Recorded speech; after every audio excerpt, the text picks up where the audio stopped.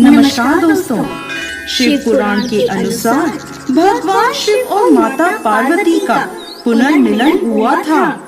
दोस्तों, एक बार भोलेनाथ ने माता पार्वती को उनके पुनर्जन्म के बाद याद दिलाने के लिए तीज की कथा सुनाई थी। भगवान शिव ने कथा सुनाते हुए कहा, पार्वती, तुम मुझे पति के रूप में पाना चाहती थी, जिसके लिए तुमने हिमालय पर्वत पर कठोर तप किया। तुमने सर्दी, गर्मी, बरसात आदि सभी कष्टों को सहा।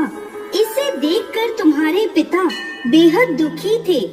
एक बार भगवान विष्णु के कहने पर देवर्षि नारद तुम्हारे घर गए और उन्होंने तुम्हारे पिता से कहा कि विष्णु भगवान आपकी पुत्री से विवाह करना चाहते हैं। आपकी क्या राय है?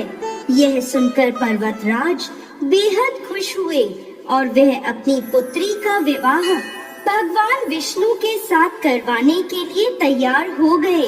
यह समाचार नारद जी ने विष्णु भगवान को दिया, लेकिन जब ये बात तुम्हें पता चली तो तुम नाराज हो गईं, क्योंकि तुमने मेरे लिए घोर तप किया था और तुम मुझे मन ही मन अपना पति मान चुकी थी।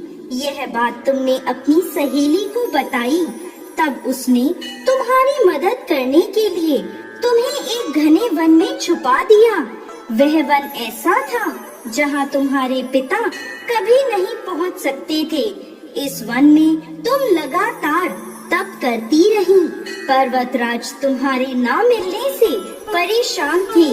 वह इस चिंता में थे कि यदि भगवान विष्णु बारात लेकर आ गए और तुम नहीं मिली तो वह नाराज हो जाएंगे। भोलेनाथ माता पार्वती से कहते हैं कि धरती पाताल एक करके भी तुम्हारे पिता तुम्हें नहीं ढूंढ पाए, क्योंकि तुम उस वन में एक गुफा के अंदर मेरी आराधना कर रही थी। तुमने रेत का एक शिवलिंग बनाया था। तुम्हारे तप से प्रसन्न होकर मैंने तुम्हारी मनोकामना पूरी करने का विचार किया। इस बीच तुम्हारे पिता तुम्हें खोजते हुए गुफा में पहुंच गए। तुम्हें वहां देखकर पर्वतराज बेहद खुश हुए।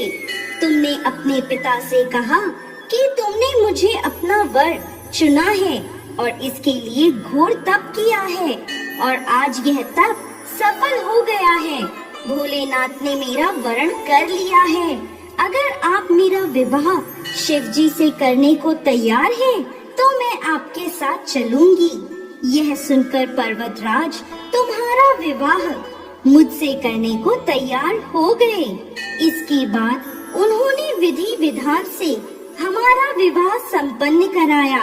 हे पार्वती, जिस तरह तुमने यह मेरा कठोर व्रत किया और हमारा विवाह संपन्न हुआ, उसी तरह यदि कोई स्त्री इस हरियाली तीज का व्रत पूरी श्रद्धा और निष्ठा से करेगी, तो मैं उसे मनवांछित वर प्रदान करूंगा और अखंड सौभाग्य का वरदान दूंगा।